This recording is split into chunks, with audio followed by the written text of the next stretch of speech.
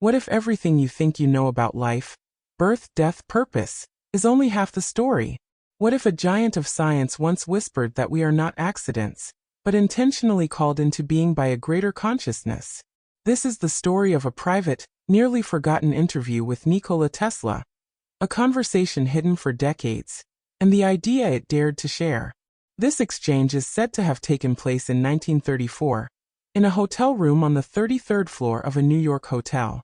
Tesla was aging, isolated, and largely ignored by the scientific establishment. A reporter, unnamed in the record, met him privately. What followed was not a lab report.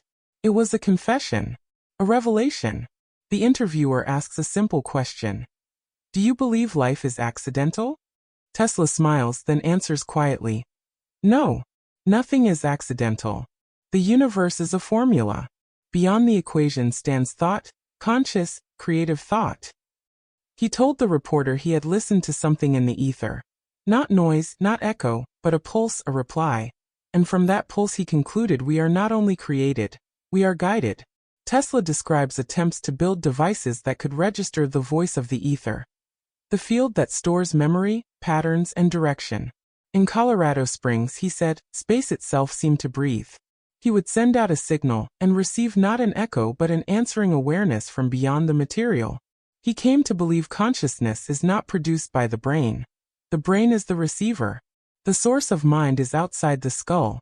Tesla spoke of measuring emotions as frequencies, anger as coarse, isolating vibration, love as the purest, most harmonious frequency, closest to the universe's original vibration.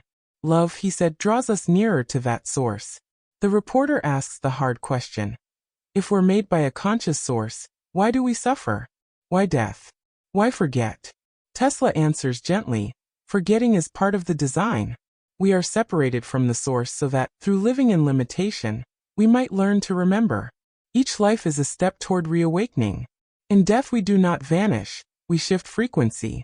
Energy is never destroyed, it merely changes form. Consciousness returns to the source. Tesla confesses that when he began to demonstrate how certain resonances could heal cells and alter matter, powerful people intervened. Projects were shut down. The reporter hears Tesla name those who kept the public in the dark. Not a single cabal, but a system that profits from people who believe they are powerless. If people realized their true power, Tesla warned, they would no longer be controllable. One of the most striking parts of the dialogue, Tesla's calm about his own death. I do not fear death, he said. Death is a folding of frequency. The pattern becomes invisible, but it persists.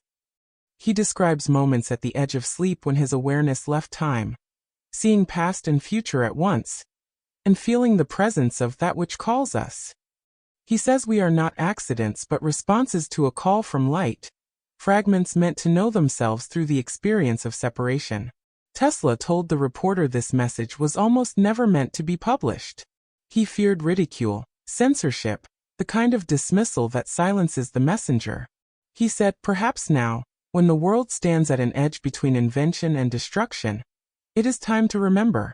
He believed that if even a few people remembered, others would follow, and that memory is contagious.